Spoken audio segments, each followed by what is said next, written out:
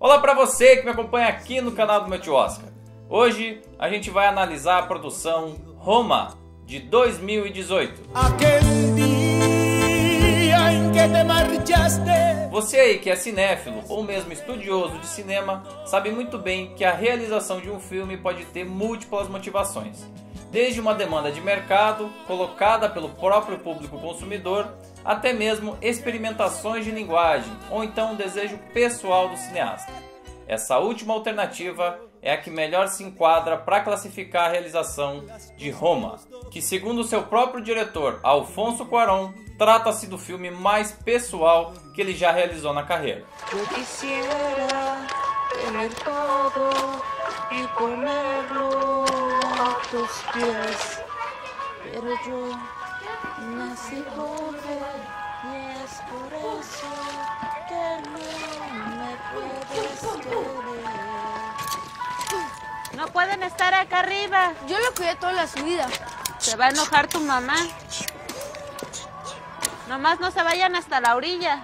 É legal a gente relembrar que o mexicano Alfonso Cuarón já trabalhou em produções de diversas naturezas. Desde histórias voltadas ao público infanto-juvenil, como A Princesinha, de 1995, e Harry Potter e o Prisioneiro de Azkaban, de 2004, até filmes de grande prestígio no circuito internacional de cinema, como E Sua Mãe Também, de 2001, Filhos da Esperança, de 2006, e um dos filmes que eu mais gosto do diretor, Gravidade, agora de 2013, que venceu nada menos do que 7 Oscars naquela cerimônia e deu a Cuarón o título de primeiro cineasta latino-americano a vencer o Oscar na categoria de direção. Quer dizer, muito antes de levar a cabo uma produção muito própria, que conversa muito com suas próprias origens, ele mergulhou no mercado e na maneira de se fazer diversos tipos de filmes, conhecendo os modos e as técnicas de se realizar, ganhando bagagem e conhecimento para aplicar nessa produção que a gente está analisando. Toño, ya duérmete.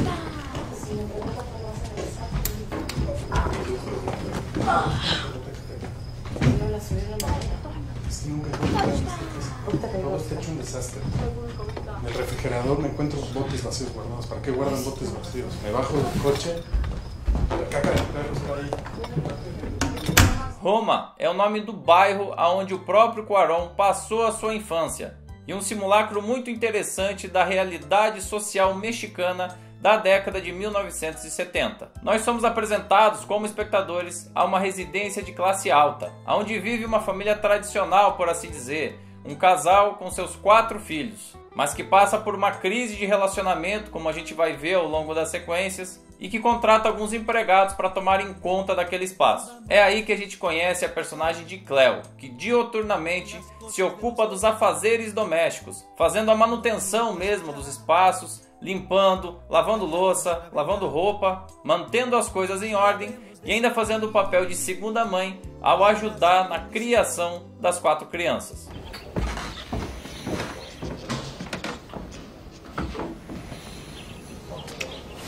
Paco, ya despiértate, mi niño.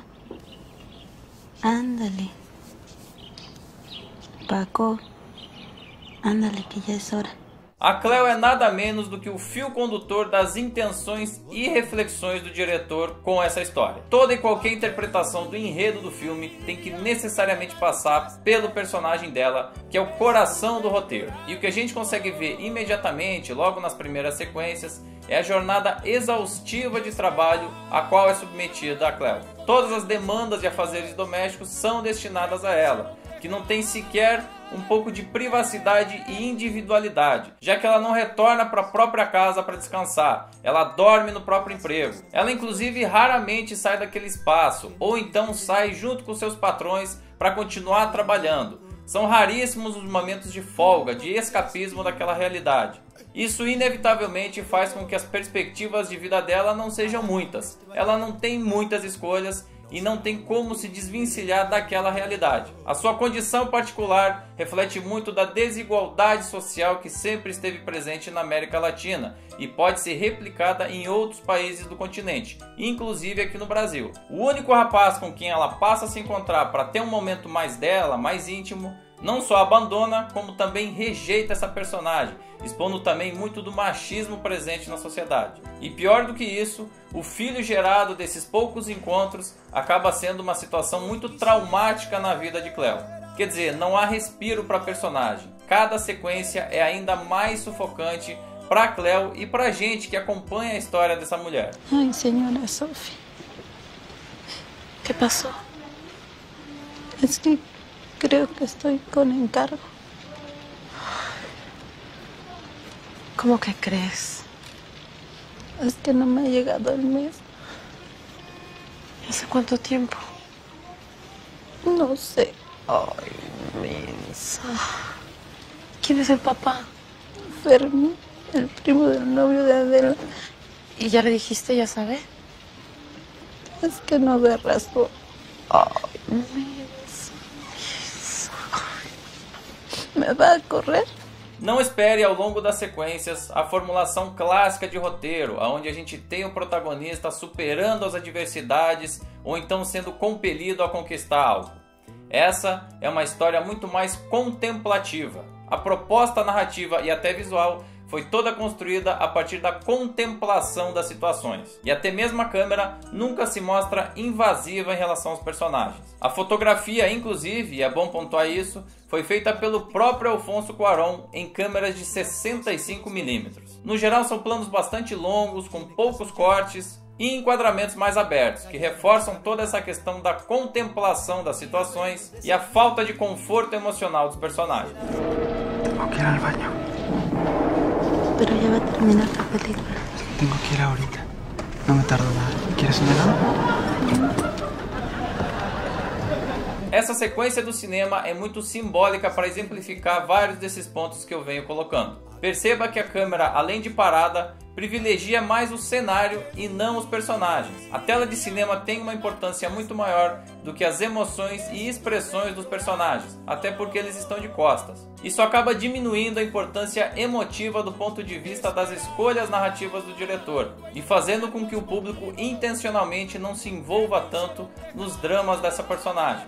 É como se ela não merecesse um interesse maior do público mesmo em seus momentos mais íntimos, uma espécie de invisibilidade que ela já tem na vida real daquela sociedade. E uma curiosidade, o filme que está sendo exibido naquela tela é Sem Rumo no Espaço, de 1969, e segundo o próprio Alfonso Cuarón, um de seus preferidos da infância. Agora, falando de cenas importantes, impactantes e repletas de símbolos, o filme está cheio delas. E aí que me parece uma virtude de um dos melhores filmes do ano.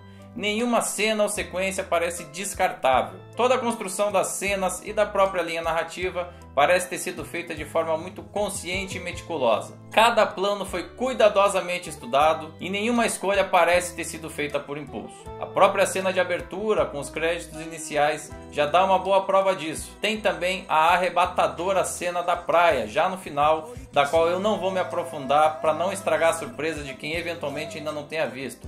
Mas é uma das cenas mais fortes não só do ano, como de vários anos. Tem ainda uma cena de incêndio em meio a uma festa da alta sociedade que é bastante simbólica, e a retratação de alguns episódios símbolo da história do México, como o Halconazo ou o Massacre de Corpus Christi, que aconteceu no dia 10 de junho de 1971 e resultou na morte de no mínimo 120 pessoas, em sua maioria estudantes que protestavam contra o sistema político. Esse é um dos episódios mais tristes da história do México e também está presente no filme. ¡Ayúdame! ¡Ayúdame! ¡Ayúdame! ¿Por qué?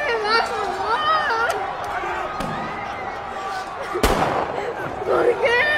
Yalitza Aparicio é o nome da atriz que dá vida a essa nossa personagem protagonista. Ela tem apenas 25 anos de idade e origem indígena, sendo que a sua vida passou a se modificar justamente depois desse filme, a partir do momento em que ela teve que dar entrevistas e aparecer na mídia de uma forma geral. Ela é sem sombra de dúvidas a grande alma do filme, em uma atuação nada menos do que magnífica, e merece muito a indicação ao Oscar. Ao seu lado, a já experiente Marina de Távira, que é conhecida no México e também recebeu a indicação na categoria de melhor atriz coadjuvante. Me parece que quanto a isso não há muito o que acrescentar, tá mais do que merecido. ¿Qué te pasa? No te hagas si tú también quieres. Pili, no, no. Está bien, yo solo quería consolarte. Estás borracho. Estabas tan buena, comadre.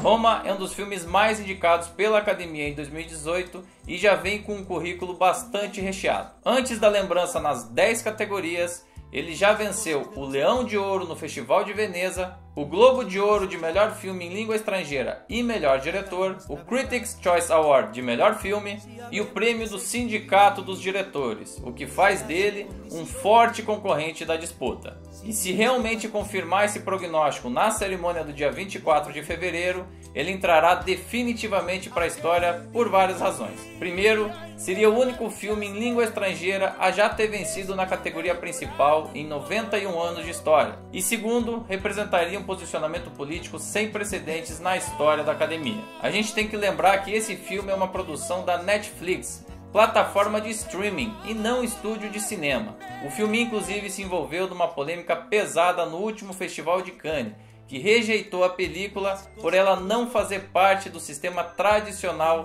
de distribuição e exibição. E esse boicote acabou reacendendo uma discussão que vem sendo travada em várias esferas, inclusive com representantes pesados de cada um dos lados. Cinema, afinal de contas, é apenas um trabalho em uma determinada duração ou é todo o envolvimento que uma exibição no cinema, na sala de cinema, traz junto com ela? Basta um trabalho finalizado com 2 horas de imagens para que isso já seja considerado um filme, ou a experiência de imersão sensorial também é importante. Roma cumpriu todos os requisitos para se tornar elegível ao Oscar desse ano, e a campanha é uma das mais agressivas da última década, com gastos estimados em mais de 20 milhões de dólares. A Netflix precisa desse selo de qualidade para se colocar definitivamente como uma produtora também de cinema e não apenas, entre aspas, de TV. Nomes como Steven Spielberg e Christopher Nolan defendem a imersão sensorial, assim como as regras de Cannes determinam que precisaria haver uma janela de 36 meses entre a exibição nos cinemas e a disponibilização do filme nas plataformas de streaming. Por outro lado, grandes nomes como os irmãos Coen e o próprio Martin Scorsese já receberam financiamento da Netflix para produzir os seus próprios trabalhos. É por tudo isso, todos esses elementos de pesos e contrapesos, que uma vitória de Roma seria histórica, já que colocaria a maior instituição de cinema do mundo ao lado dos grandes produtores de streaming. Independente dessas questões e polêmicas, eu recomendo fortemente que você assista a esse trabalho. Roma é um dos melhores filmes de um dos maiores diretores da atualidade, que conseguiu exprimir muito das suas questões pessoais em um trabalho muito íntimo e excepcionalmente bem executado. Roma, sem sombra de dúvidas, é sim um dos melhores filmes de 2018. Y vamos a invitar a Cleo para que venga con nosotros, ¿verdad? ¡Sí!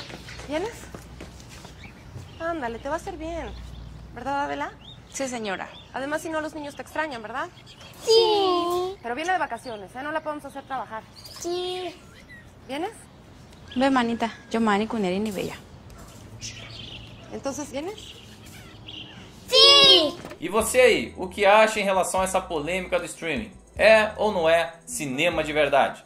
E o que achou do filme? Gostou, não gostou? Deixa aqui embaixo o seu comentário, a sua opinião e, claro, também participe do canal enviando dúvidas, críticas, sugestões, o que você quiser. Curta, compartilhe esse vídeo e, é claro, se inscreva no canal. A gente segue analisando os filmes indicados pela Academia e o próximo título vai ser Green Book, o Guia. Eu espero você aqui. Aquel día en que te marchaste